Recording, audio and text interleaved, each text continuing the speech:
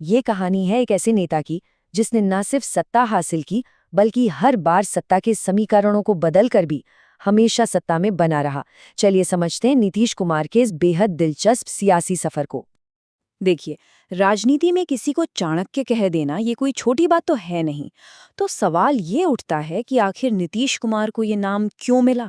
चलिए इसी सवाल की तह तक चलते हैं। और बात सिर्फ चुनाव जीतने की नहीं है, बिल्कुल नहीं।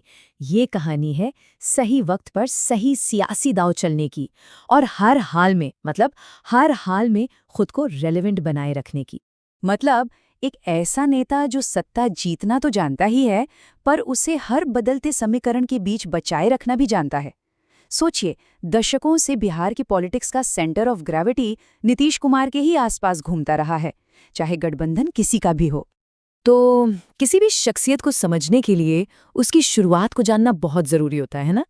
तो चलिए कहानी को थोड़ा पीछे ले चलते हैं और जानते हैं कि राजनीति में कदम रखने से पहले नीतीश कुमार कौन थे।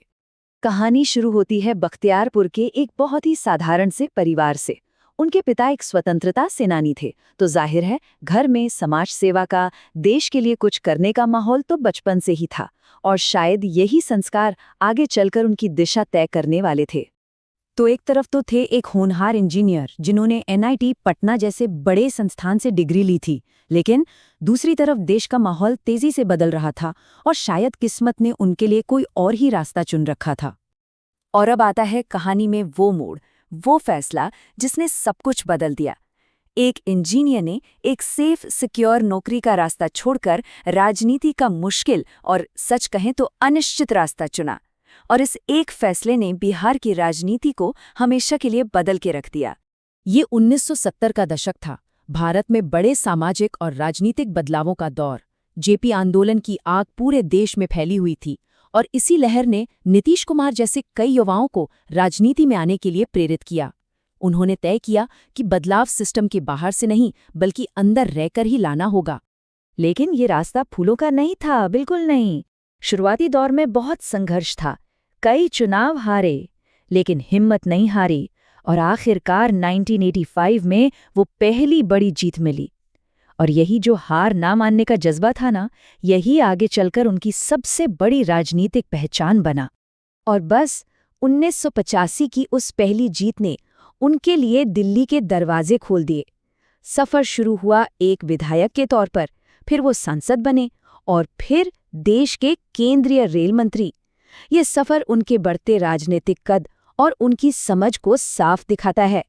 तो अब बात करते हैं कहानी के उस चैप्टर की जिसने नीतीश कुमार की पहचान को गढ़ दिया। वो दौर जब वो बिहार के मुख्यमंत्री बने और एक नए बदलाव की नींव रखी। साल था 2005। ये सिर्फ एक साल नहीं था, ये बिहार की राजनीति का एक टर्निंग पॉइंट था। नीतीश कुमार ने पहली बार बिहार के मुख्यमंत्री पद की शपथ ली, एक ऐसे राज्य की कमान संभाली जो उस वक्त कई चुनौतियों से जूझ रहा था। मुख्यमंत्री बनते ही उनका फोकस एक शब्द पर था, सुशासन। उन्होंने एक के बाद एक कई बड़े काम किए, सड़कों का जाल बिछाया, कानून व्यवस्था को दुरुस्त किया, और हाँ, वो लड़कियों के लिए साइकिल योजना, वो तो एक गेम चेंजर साबित हुई। इन कामों ने धीरे धीरे राज्य की छवि को बदलना शुरू कर दिया। लेकिन जैसा मैंने कहा, नीतीश कुमार की कहानी सिर्फ विकास तक सीमित नहीं है। अब जरा उनके व्यक्तित्व के उस पहलू को देखते हैं जिसने उन्हें राजनीति का चाणक्य बनाया, मतलब उनकी बेजोड़ रणनीतिक समझ। देखिए, राजनीति का सबसे बड़ा खिलाड़ी, ये टैग उन्हें ऐसे ही नहीं मिला है। सियासी बिसात पर कब कौन सी चाल चलनी है, ये शायद उनसे बेहतर कोई नहीं जानता, और इसी हुनर ने उन्हें हमेशा खेल में बनाए रखा, चाहे हालात कैसे भी क्यों न रहे हों। ये स्लाइड उनकी इसी राजनीतिक कुशलता को दिखाती है। सत्ता में बने रहने के लिए उन्होंने दोनों ध्रुवों से हाथ मिलाया, कभी एनडीए के साथ सरकार बनाई तो कभी अपने सबसे बड़े राजनीतिक विरोधी महागठबंधन के साथ चले गए। और यही जो उनकी पॉलिटिकल फ्लेक्सिबिलिटी है ना, यही उनकी सबसे बड़ी ताकत भी है और कई बार उनकी आलोचना का सबसे बड़ा कारण भी। तो क्या है जो उन्हें बाकी नेताओं से अलग करता है? दशकों का अनुभव, जमीनी हकीकत की गहरी समझ और एक ऐसी राजनीतिक पकड़ जो उन्हें एक असाधारण रणनीतिकार बनाती है। वो बिहार की राजनीति की नब्ज को शायद किसी भी और से बेहतर पहचानते हैं। तो कुल मिलाकर कहानी क्या है? एक साधारण लड़के की जो इंजीनियर बना, फिर नेता बना और आखिरकार बिहार की राजनीति का सबसे मजबूत चेहरा बन गया।